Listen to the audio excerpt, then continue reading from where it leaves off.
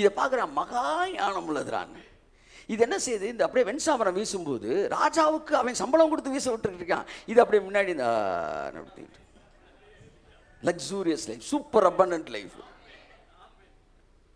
என்ன தைரியம்? உங்க அப்பா சொத்து சத்து வச்சிருக்கிறாரா? இல்லை நீ பெரிய பரிசுத்தவானா? இவ்வளவு ஆசீர்வாதத்தை நீ ஏன்டா எதிர்பார்க்கிற? நாங்கள் ராஜாவின் அரண்மனையிலே வீட்டை கட்டுகிற சிலந்தி பூச்சிகள். நாங்கள் இதுல நாங்க கட்ட வேண்டியதுல பில்டிங் இயேசு முடித்து வைத்திருக்கிறபடினால அந்த முடிக்கப்பட்ட நீதியிலே நாங்கள் இப்படி ஒரு வாழ்க்கை வாழுவதற்கு நாங்கள் திட்டமிடுகிறோம். எல்லா பூச்சியும் இந்த போய் ஒவ்வொரு குச்சியா எடுத்துட்டு வந்து என்ன செய்யுது, அப்படியே வச்சு அதுக்கு மேலே கொஞ்சம் இலதலையை போட்டு கொஞ்சம் ஸ்மூத்தாக இருக்கட்டும்யா அப்படின்னு போட்டு எல்லாம் பண்ணிவிட்டு அப்படியே வந்து ஒரு மரத்துக்கு கீழே இருந்துட்டு ஒரு மாதிரி நிழலில் இருப்போம்டான்னு இருக்கும்போது இது மட்டும் அப்படி சக் சக் சக் ஸ்பைடர்மேன் ஸ்பைடர்மேன் போய் கும்முன்னு போய் ராஜா அரண்மனையில் போய் ஏசியில் கும்முன்னு உட்காந்துருச்சு. எல்லாம் ரிஸ்கில் கட்டுது, இது எதுவுமே கட்டலை. ஏற்கனவே கட்டப்பட்ட வீட்டுக்குள்ளே போயிடுச்சு. இதுதான் கிரேஸ். இதை பேசுனது முட்டாள்தனம்னு சொன்னால் பைபிள் முட்டாள்தனம்னு சொல்லலை, மகா ஞானம்னு சொல்லுது. கிருபை பேசுகிறவன் எப்படியா முட்டாள்னு சொல்ல போச்சு? நீ காலு கத்திக்கிட்டு இருக்க பாரு, அது முட்டாள்தனம் நான் சொல்ல மாட்டேன், அது ஞானம்னு வச்சுக்க. ஆனால் கிரேஸ் வந்து மகா ஞானம். சாலமோன் சொல்கிறான், இது வந்து ஹையர் லெவல் விஸ்டம்யா. ஆமாம், என்னென்றால் ஏற்கனவே முடிச்சதில் வாழ்கிறது. எத்தனை பேர் முடிச்சதில் வாழ்கிறீங்க? ஆமென். நீங்கள் சேஃபாக இருக்கிறீங்க.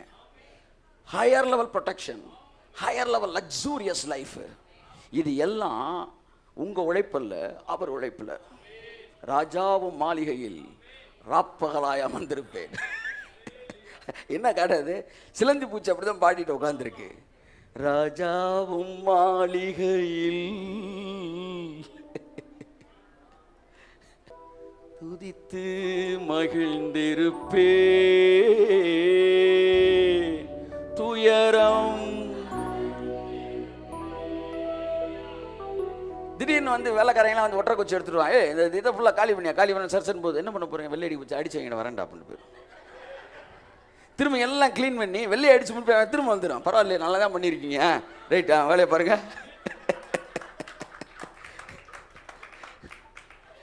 தேவன் இப்படிதான் நம்மளை வச்சிருக்காரு. நம்மலாம் ஞானிகள் அல்ல, மகா ஞானிகள். இயேசு முடித்ததில் வாழ்கிறோம். கரங்களை தட்டி ஆமென், ஹல்லேலூயா. இதம் ஒண்ணு இருக்கு. சோ சிலந்தி பூச்சி ராஜாவின் அரண்மனையில் வாழ்வது போல நீங்கள் அதுக்கு அத்தகைய ஞானிகளாக இருக்கிறீர்கள். கர்த்தர் ஆசீர்வதிப்பார். ஆமென், பிரைஸ் காட். ராஜாவும் மாளிகையில், கம் ஆன் எவரிபடி, மகா ஞானம் அது. ராஜாவும் மாளிகையில் ராப்பகலாய் அமர்ந்திருப்பே, துதித்து மகிழ்ந்திருப்பே, எல்லா துயரம் மறந்திருப்பே, துதித்து மகிழ்ந்திருப்பே, எல்லா துயரம் மறந்திருப்பே. என் அன்புக்குரியவர்களே, அந்த சிலந்து பூச்சி ராஜாவோட அரண்மனையில் போய் உட்காந்துச்சான். அதுக்கு தகுதியே இல்லை, அது பலவீனமான ஜந்தான். ஆனால் ராஜாவோட அரண்மனையில் போய் சூஸ் பண்ணிச்சான். அப்படிதான் வேதம் சொல்லுகிறது, அவர் உங்களை உன்னதங்களில் அவரோடு கூட உட்காரவும் செய்தார். நீங்கள் அந்த சிலந்தி பூச்சி ராஜா மாளிகையில் இருந்துச்சோ அப்படி உங்களை உன்னதங்களில் உட்கார வைத்தாரான் தேவன். என் அன்புக்குரியவர்களே, தேவன் உங்களை உயரமான, அதாவது நீங்கள் கர்த்தராகிய இயேசு கிறிஸ்துவை ஒருவேளை ஏற்றுக்கொள்ளாதவர்கள் நீங்கள் இருப்பீர்கள் என்றால் நான் உங்களுக்கு சொல்கிறேன், இயேசு கிறிஸ்துவை சொந்த இரட்சகராக ஏற்றுக்கொள்ளும் பட்சத்தில் அவர் முடித்து வைத்த சகல ஆசீர்வாதத்திற்கும் உங்களை சுதந்திரவாளியாய் மாற்றுகிறார். நீங்கள் பிள்ளைகளானால் சுதந்திரமாமே, சுதந்திரமாமே. அதனால தான் முதல் எடுத்தோன்னா உங்களை வந்து பரிசுத்தமானாக்காம பிள்ளை ஆக்கிறார். ஏன்னா ஒரே சேனல் உறவு தான் அவருக்கு. இன்றைக்கு இயேசுவை நீங்கள் சொந்த இரட்சகராக ஏற்றுக்கொள்வீர்கள், அவர் முடித்து வைத்தவையின் ஆசீர்வாதத்தை நீங்கள் அனுபவிக்க முடியும். ஒரே ஒரு சரணம், என் பலனே என் கோட்டே. ஆமென். கொடுங்கிறது உங்களுக்கு. என் பலனே, என் பலனே என் கோட்டையே, ஆராதனை உமக்கே. எல்லாரும் சொல்லுவோமா?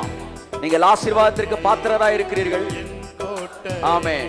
அரண்மனையில் வாசம் செய்கிற சிலந்தி பூச்சியை போல ஆமென், ஆமென். அவரோடு உன்னதங்களில் அமர்ந்திருக்கிறீர்கள். மறைவிடமே, என் உறைவிடமே, ஆராதனை உமக்கே.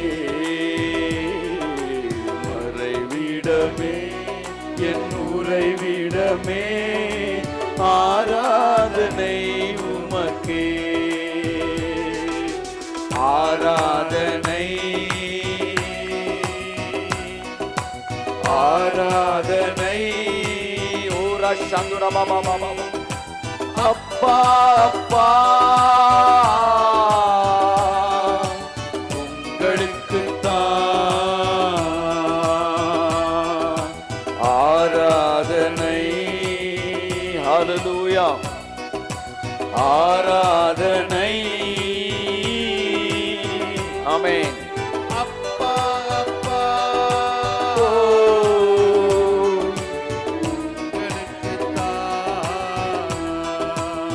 Okay, God bless you.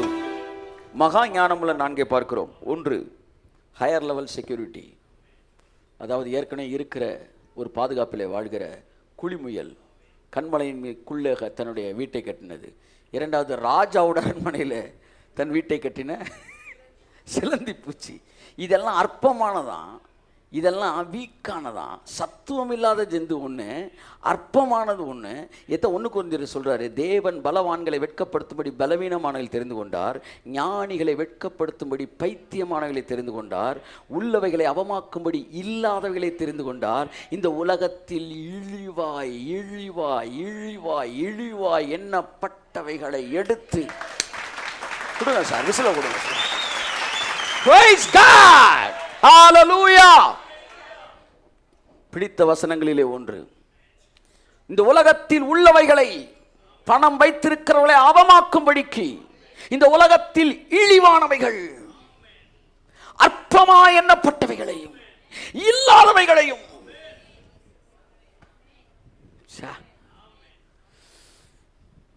தேவனுடைய குணங்களிலே மகத்தான குணம்.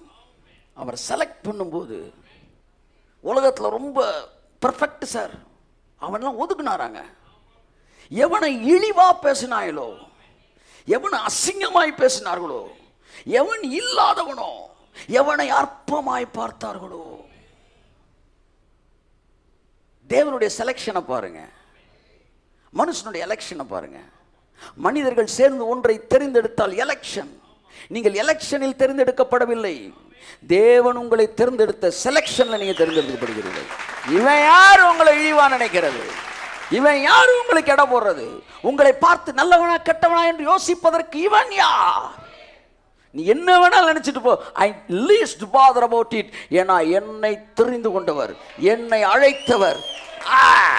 கையை தட்டு. ஆமென். யா ஷாபாலா தியாங்கா ஹௌராபாலா ஷகுராபாலா தியாங்கா.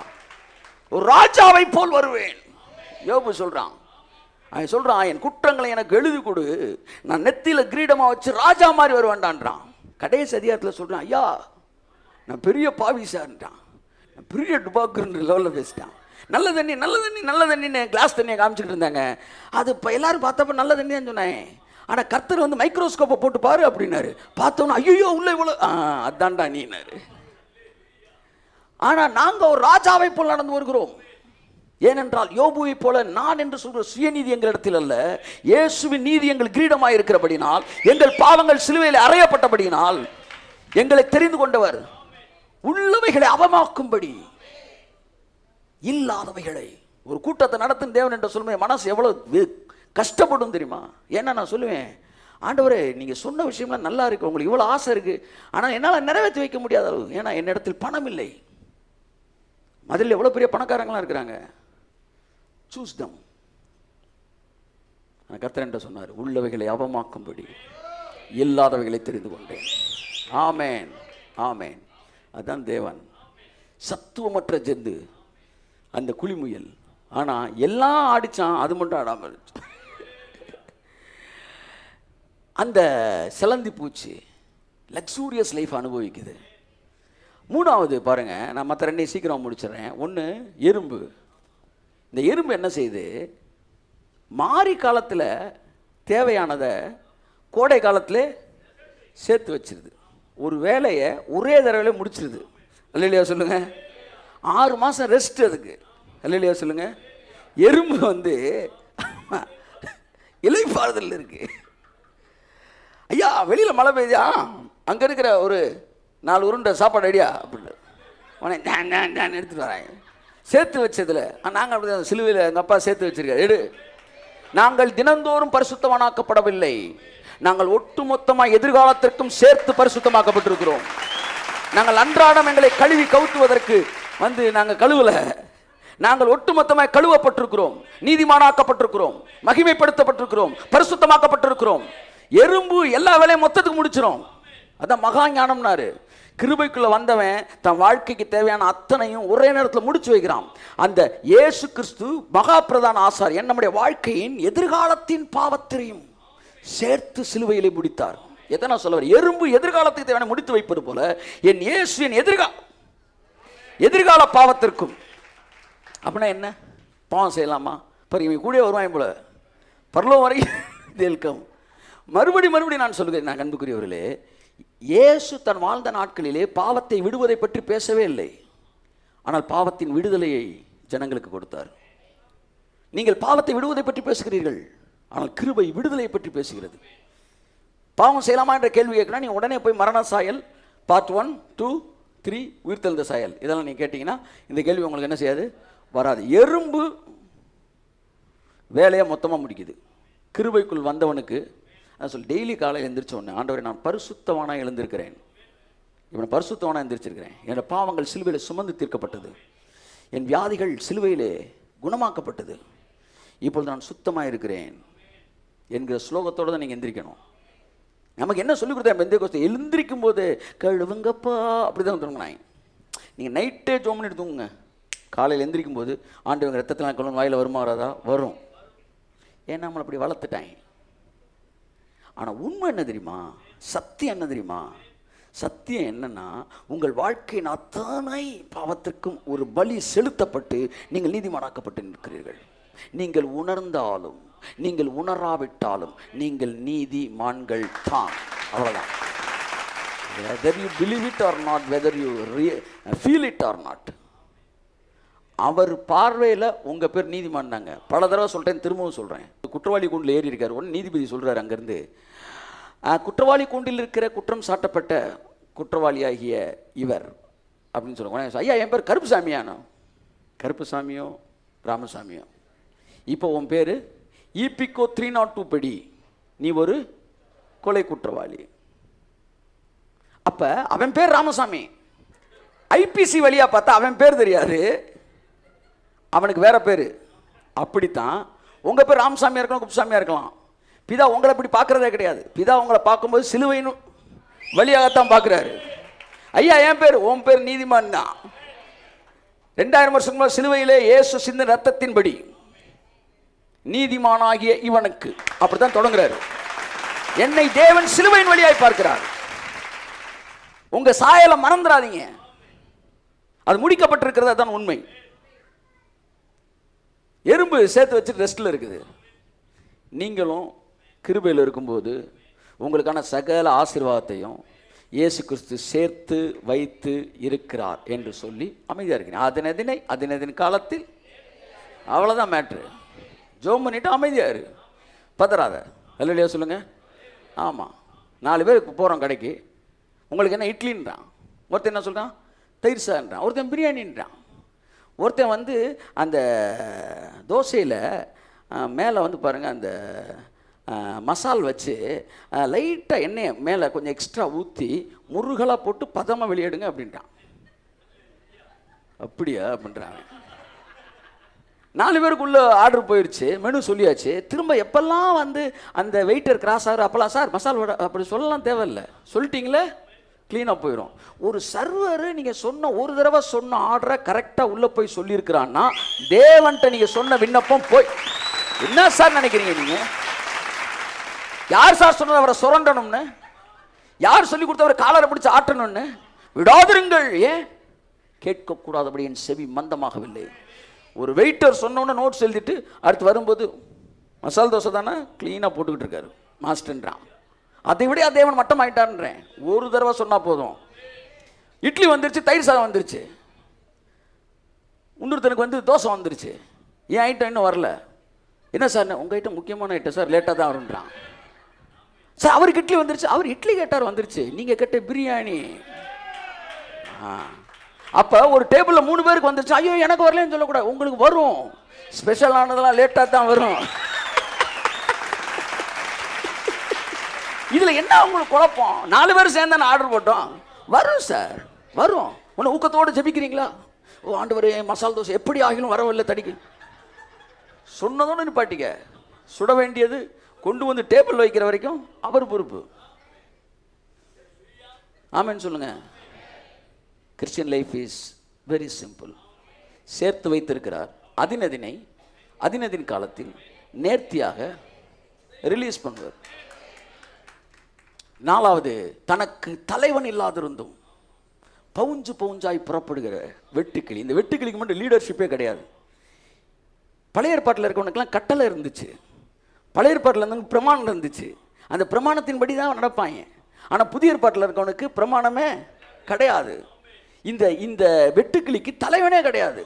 லெஃப்டில் போ, ரைட்டில் போ, 5 மணி எந்திரி, 4 மணி, எதுவுமே அவனுக்கு கிடையாது. ஏன்னா அந்த வெட்டுக்கிளிக்குள்ள ஒரு இன்ஸ்பிரேஷன் இருக்கான். இந்த இன்ஸ்பிரேஷன் என்ன செய்யுமா, அதுதான் அதுக்கு லீடர். கையை தட்டுக்கும் அவருக்கு. இந்த வெட்டுக்கிளிலாம் டக்குன்னு போய் ஒரு காற்றை அழிப்பண்டா அப்படின்னு சொன்னோன்னா அத்தனை வெட்டுக்கிளிக்குள்ளேயும் அப்படியே அந்த இன்ஸ்பிரேஷன் உள்ள கிளம்பினோன்னா அப்படியே கிளம்பி அப்படியே பறந்து போய் லீடர், அதாவது எழுத்தின்படி இயங்குகிறது அல்ல, நாம் இயங்குகிறவர்கள் அல்ல, நாம் ஆவியின்படி இயங்குகிறவர்கள். இந்த வெட்டுக்கிளி ஸ்பிரிட் லெட் லைஃப்பை பற்றி பேசுது. இன் கிரேஸில் கிருபைக்குள்ளாக நாம் இருக்கும்போது நீங்கள் ஜெபிக்கணும் அப்படின்னு எழுத்து தேவையில்லை. நீங்கள் பைபிள் வாசிக்கணும் என்கிற கட்டளை உங்களுக்கு தேவை இல்லை. ஏனென்றால் இது எழுத்தின் ஊழியம் அல்ல, இது ஆவியின் ஊழியம். நீங்கள் ஜெபிக்க வேண்டும் என்று உங்களை தூண்டுவதற்கு ஒருவர் உங்களுக்குள்ளே இருக்கிறார். அவர் இருக்கும்போது கட்டளைகள் உங்களுக்கு தேவை இல்லை. எதை பற்றி நீங்கள் கவலைப்பட புரியுதா? நான் உங்களுக்கு சொல்கிறது, உங்கள் பிள்ளை தான் சொன்னேன், ஹாஸ்டலுக்கு போகும்போது எழுதி கொடுக்குறீங்க, காலையில் 5 மணிக்கு எந்திரி, எண்ணெய் தேய்ச்சி குளி, பல்ல வழக்கு குளி, இதெல்லாம் சொல்கிறீங்க. ஆனால் வீட்டுக்கு ஒரு பாயிண்ட் ஒரு எழுதி டைப் அடித்து முன்னாடி ஒட்டிடுறான்னு சொல்லி கொடுக்குறீங்க. ஆனால் வீட்டுக்கு வரும்போது நீங்கள் இருக்கிறீங்க. புரியுதா உங்களுக்கு? அப்போ என்னன்னா, ஒரு ஆள் வந்துட்டா பழைய சிஸ்டம் எல்லாம் என்ன செய்யுது, மாறுது. ஆள் இல்லாதவனுக்கு சிஸ்டம், ஆள் இருந்தால் அவனுக்கு என்ன தேவையில்ல, சிஸ்டம். இந்த வெட்டுக்கிளிக்கு சிஸ்டமே கிடையாது. ஆனால் அந்த வெட்டுக்கிளி எல்லாத்துக்குள்ளும் ஆவியானவர் உள்ளே இயக்குவது போல அதுக்குள்ள ஒரு உள்ளுணர்வு இருக்கிறது. அது புறப்பட்டு போய், இதுதான் கிருபைக்குள் வாழ்கிற வாழ்க்கை, மகா ஞானமுள்ள வாழ்க்கை. யாரும் 5 மணிக்கு எந்திரிக்கேட்டி நீ பின்மாறி பிரசங்கம் பண்ற இல்லை, ஆனால் காலையில் 5:30 மணிக்கு எந்திரிச்சு ஜெபிக்கிறோம். we are praying, கூட்டு ஜெபம் பண்றோம். ஜெபம் தேவையில்லை என்கிற செய்தியை ஜெபத்தோடு வந்து பேசுகிறோம். அப்போ இந்த ஜெபம் அந்த ஜெபம் அதைத்தான் வந்து நம்ம கேம்பில் பேசுகிறோம். என் அன்புக்குரியவர்களே, நீங்கள் கிறிஸ்துவுக்குள்ள வந்துட்டீங்கன்னா இனிமேல் கட்டளைகளும் பிரமாணங்களும் உங்களை கைட் பண்ண போகிறது கிடையாது. ஆவியானவர் தான் உங்களை கைட் பண்ண போகிறார். இதான் பைபிள் சொல்லுது, எவர்கள் தேவனுடைய ஆவியினால் நடத்தப்படுகிறார்களோ அவர்கள் தேவனுடைய புத்திரர்களாக இருக்கிறார்கள், வளர்ந்தவர்களாக இருக்கிறார்கள், இயேசுவை ஏற்றுக்கொண்டவர்கள் பிள்ளைகளாக இருக்கிறார்கள், ஆவியில் நடத்தப்படுகிறவர்கள் புத்திரர்களாக இருக்கிறார்கள். நீங்கள் ஆவியில் நடத்தப்படுற அனுபவத்துக்குள் நீங்கள் வரும்போது நீங்கள் பவுஞ்சாய் புறப்படுகிற வெட்டுக்கிளியை போல, உங்களுக்கு தலைவன் இல்லாத இருந்தும் காலை எந்திரிச்சு ஜெபம் பண்றான், உங்களுக்கு அடிக்கிற கால் ஆட்டினா கூட நீங்க வெட்டுக்கிளிமா, நீயா நல்லா தட்டணும், நல்லா தட்டணும். மகா ஞானம் உள்ளவைகள். இந்த நாளையும் என்ன நீ சிஸ்டம் இல்லாமல் வாழ்ற, நீ முட்டாள் சொல்லலை. என்ன நீ இன்னொருத்தன் கட்டின வீட்டில் வாழ்ற, இதெல்லாம் வெக்கமா இல்லையா? அவன் கேட்கல. இது எல்லாம் மகா ஞானம் உள்ளது. சாலமன் தெளிவாக பார்த்தான், இது ஒரு சூப்பர் லைஃப்டான்னு. அவன் கிருபையை, கிறிஸ்துவுக்குள்ளாக வாழப்போகிற கோடிக்கணக்கான ஜனங்களின் வாழ்க்கையை அவன் இந்த 4 உயிரினங்களுக்குள்ளாய் பார்த்தான். என் வாழ்க்கையிலே நான் பார்த்ததிலே மகா ஞானமுள்ள இதுதான்டா, உழைக்காமலே வாழ்க்கையில் வாழ்ந்துகிட்டு இருக்கிறான். நான் கையை தட்டுங்க. அச்சா, அப்படி ஒரு வாழ்வைத்தான் தன்னுடைய பிள்ளைகளுக்கு இயேசு தன்னுடைய ராஜ்யத்தில் திட்டமிட்டு வைத்தார். This is what God's righteousness. நீ உழைத்தால் நீ முன்னேற வேண்டும், நீ உழைத்தால் கடின உழைத்து நெத்தி வேர்வை நிலத்தில் சிந்த பாடுபட வேண்டும் என்பது மனித ஞானம், மனித நீதி. ஆனால் உனக்காக எல்லாவற்றையும் தகப்பனாகிய நான் செய்து முடித்து உன்னை இளைப்பாறுதலுக்குள் கொண்டு வந்து உன்னை அனுபவிக்கும்படி வைப்பேன் என்பது தேவனுடைய நீதி. நீ யார் அவர் நீதியை குறை சொல்வதற்கு? நீ யார்? அந்த ஞானம் மகா ஞானம் பைபிளே சொல்லும்போது நீ யார் அதை தடை செய்ய? அதான் அடுத்த வசனம் எழுதுறாரு. சிலுவை குறித்த உபதேசம் கெட்டுப்போல் பைத்தியமாக இருக்கிறது எழுதிட்டு அவர் ஞானிகளின் ஞானத்தை அவமாக்கி, ஞானமா பேசுறாங்க பார்த்தீங்களா, அதெல்லாம் நுறுக்கிடுவாராம். 23 வருஷம் பேசணும், நுறுக்குனார் தேவன்.